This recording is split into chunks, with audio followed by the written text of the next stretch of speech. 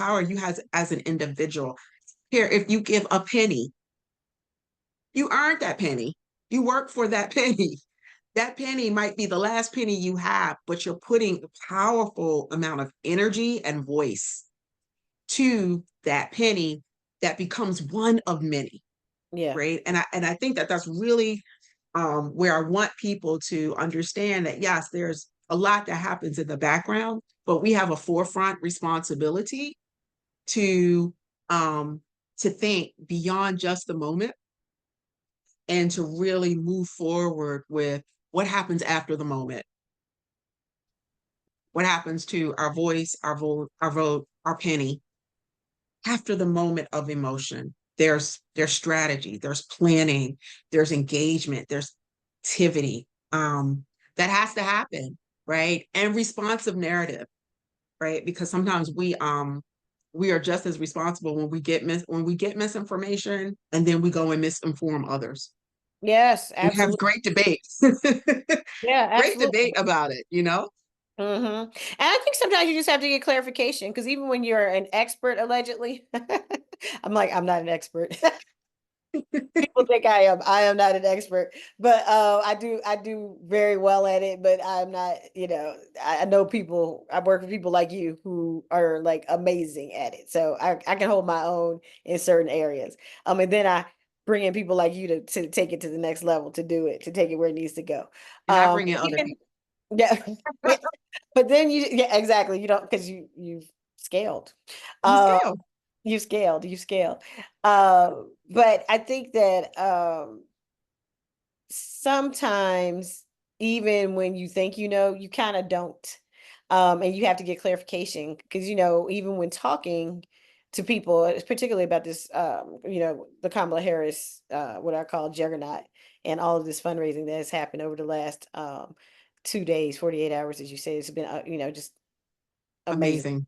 Right. It's just Amazing. amazing. So you have her Amazing. raise this money. You have the Republican candidate having, you got Elon Musk pledging $45 million a month to his campaign. So you have that big individual donor who's saying, I'm going to give you as much as I have to give you in order to make you president of the United States. And you have all of these things happening, but you have to know and understand what that means and what it really looks like.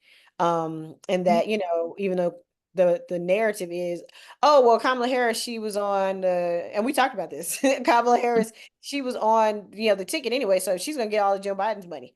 Not necessarily, which is why people have been organizing, some for 4 years or more. But Hmm. Hmm. some of us Black women stay ready. Um, because you stay ready, you ain't got to get ready. We know That's this. right.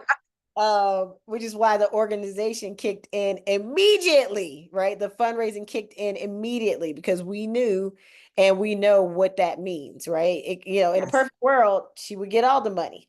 We know that's not going to happen because we live in the United States of America, which is anti-Black, anti-Asian, South Asian, um, anti-woman on a lot of fronts. I mean, it just is what it is. And so Mhm. you have to be able to go against those people and match those folks for dollar for dollar. So you got to be giving money constantly, pretty much, between now and November, if in fact you want a candidate who can compete in the same arena, right?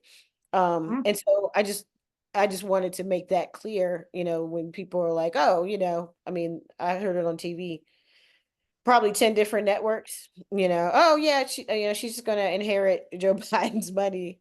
And I'm like, hey, but is she really? Maybe some of it, for some PACs, political action committees, PACs, maybe she'll get some of it, but I don't know if she's gonna get all of it, and if that's the case, then there's gonna be a deficit, or there's gonna be something that needs to be made up. And so that's why you see a lot of fundraising happening around her candidacy. If in fact she, gets the nomination, we still don't know that yet. Looks like it's going to happen, but we don't know.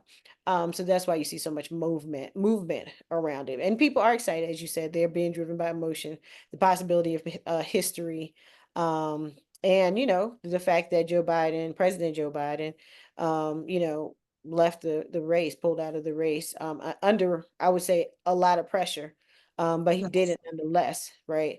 And so there's just a lot of emotion, whether he stayed in, donors were like, I'm not giving, right? You have people writing Mhm. op-eds talking about, well, I love you, but get out. And if you don't, I'm keeping my money. Mhm. All of those things. And so, when we think about the op-eds, we think about that. We don't think about the fact that those people are also donors who influence other people who give money. And so when you start tightening those purse strings or you start threatening to take that away, it becomes harder and harder to accomplish whatever it is that you're after. Whether it's a presidential election or, whether it's building a center or whatever it is. And so you have to take those kinds of pressures that which seem to be external, but of course always lead to internal pressures seriously, and you have to respond.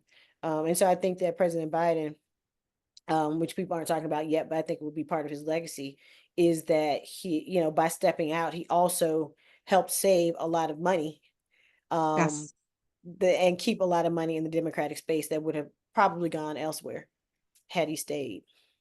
that is so true. And because I want people to remember that at the beginning of this conversation, we started that conversation with talking about that it is that conversation that has to go back to the donor. Mm-hmm. When I give a certain way, I have to come back to you as the recipient of it and say, hey, programs changed. We're not building that building, or we're not going to be able to feed, 10,000 children. We can only feed 1,000 children, and here's why. And but your money was going towards the 10,000 children, or your money was going towards this particular candidate on a ticket. And everybody that may have given to one name on the ticket may not always want the second name necessarily to be Mm-hmm. the front name on the ticket.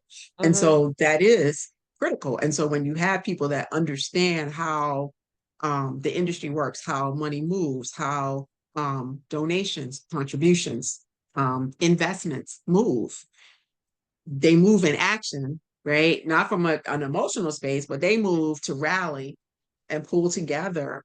Um, we're gonna have to meet this gap. We're gonna have to meet this deficit.